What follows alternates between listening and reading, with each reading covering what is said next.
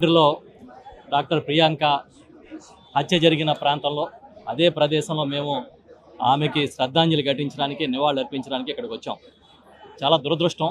ఆషాఢ మాసం సందర్భంగా మన కాసం ఫ్యాషన్స్ కిలో చీరలు కొనండి, అరకిలో చీరలు ఉచితంగా పొందండి. ఒక ఆడపిల్ల స్వేచ్ఛగా రోడ్డు మీదకి రాలేని పరిస్థితులు ఇవాళ ఈ రాష్ట్రంలో నెలకొన్నాయని చెప్పడానికి సిగ్గుపడుతున్నాం.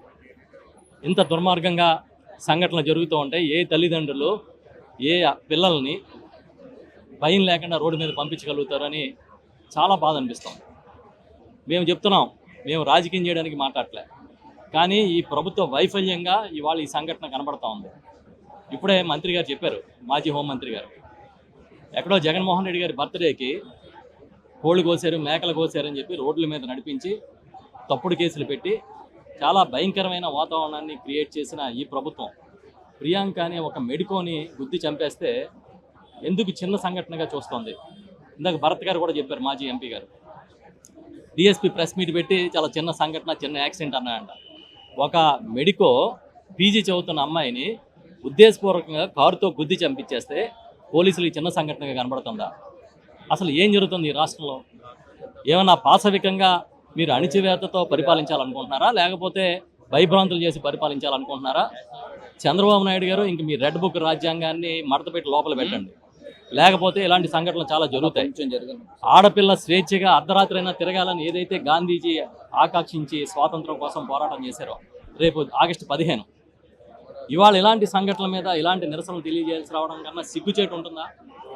మేము చెప్తున్నాం, ఆ రోజు జగనన్న తీసుకొచ్చిన దిశా చట్టాన్ని మీరు నామరూపాలు లేకుండా రద్దు చేసి పెద్ద పండగ చేసుకుంటున్నారు. కఠినంగా కనీసం 3 నెలల్లోపు వాళ్ళకి శిక్ష విధించే విధంగా హంతకులకి మీరు చేయకపోతే ఇది ఉద్దేశపూర్వకంగా ఈ ప్రభుత్వం ప్రోత్సహిస్తున్న ఘటనగానే మేము చూస్తాం. అదేవిధంగా కుటుంబాన్ని ఆదుకోవాలి. ఏదో 20 లక్షలు ఇచ్చి చేయి దులుపుకుంటానంటే కుదరదు. ఒక హోంమంత్రి గారు కానీ, ఒక ఈ స్థానిక ఎంపీగా ఒక మహిళగా ఉన్న మాజీ కేంద్ర మంత్రి గారు కానీ ఎవరో కనీసం ఇటు కన్నెత్తి చూసి వాళ్ళని పలకరించిన పాపాన పోలే, ఒక రివ్యూ చేసిన పాపాన పోలేదు. మేము అడుగుతున్నాం, ముఖ్యమంత్రి చంద్రబాబు నాయుడు గారు ఎస్ఐలతో మాట్లాడారు, టెలికాన్ఫరెన్స్లోని చూసాం. మరి రాజమండ్రి పోలీసులతో మాట్లాడారా మీరు? కనీసం ఆ పిల్లలు చనిపోయిన ఆ మెడికో తల్లిదండ్రులని వాదార్చడానికి ఒక పరామర్శ చేశారు ఆ ఫోన్లో. అంటే ఏంటంటే మీకు ప్రాణాలంటే లెక్కలేదు. ఇదే రాజమండ్రిలో పుష్కరాల్లో 29 మంది చచ్చిపోతే మేమేం చేస్తాం, వాళ్ళ కర్మ అన్నారు. ఇది అలా కర్మ సిద్ధాంతాలు చెప్పినట్టుగా మాట్లాడితే కుదరదు. ఈ వారంలోనే 3 మటలు జరిగిన ఈ రాజమండ్రిలో అంటున్నారు. శాంతి భద్రతలు ఎంత వైఫల్యమో దీన్ని బట్టి దృష్టిలో పెట్టుకోండి. మొన్న జగన్మోహన్ రెడ్డి గారు దేవరపల్లి వస్తే ఒక ఎస్ఐని కూడా ఇవ్వకుండా ఏదో పెద్ద ఘనకార్యం సాధించినట్టు మీరు చాలా ఇక్కడున్న పోలీసు అధికారులు ప్రవర్తిస్తూ ఉన్నారు.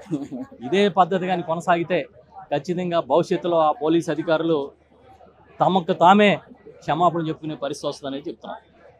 దయచేసి ముఖ్యమంత్రి చంద్రబాబు కానీ, అదేవిధంగా చంద్రబాబు నాయుడు గారితో పాటు వారి కుమారుడు లోకేష్ గారు కానీ, సత్యకుమార్ గారు వైద్య శాఖ మంత్రి గారు కానీ ఇమీడియట్గా రెస్పాండ్ అయ్యి ఆ కుటుంబాన్ని ఆదుకోవాలి. కుటుంబంతో పాటు ఈ బాధితులకి కఠిన శిక్ష పడే వరకు ఈ ప్రభుత్వం వెంటాడతామని చెప్పి వెంటనే ప్రకటన చేయాలని డిమాండ్ చేస్తూ ఉన్నాం.